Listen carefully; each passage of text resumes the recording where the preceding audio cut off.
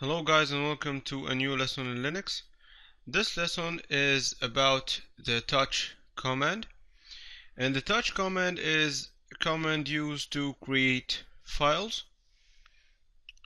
Okay, now for example I'll type ls first, and as you can see here we have the directories and files as you can see in front of you.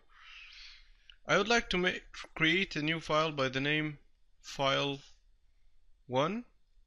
So I will type the command touch, T-O-U-C-H, and then file1 and enter. I'll type ls one more time to be sure that the file is created. And as long as you don't see an error message after you execute a command, this means that the command is executed successfully. I press enter, and as you can see here it came the file1. Now you can also create more than one file at the same time by the same command. You will type touch, and for example I would like to make file 2, file 3 and file 4. So here I am telling the terminal that I want these 3 files to be created at the same time, and I'll press enter. Okay, now I'll press on ls to be sure of it.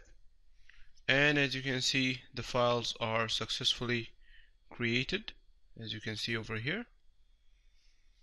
Okay, now what if I want to create a file in another location or inside another directory? For example, I would like to create a file inside the desktop directory over here.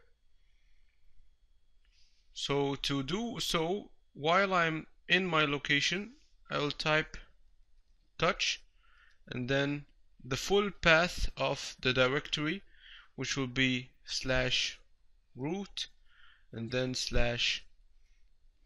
/desktop and then / and then in the end the name of the file, file.txt, and enter.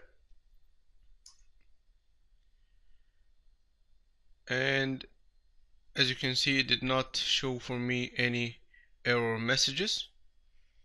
So I will type cd and then desktop and enter, and from here I'll type ls, and as you can see the file has been created successfully inside the directory desktop. And by this lesson we have seen the touch command. Thank you for watching. See you in the next lesson.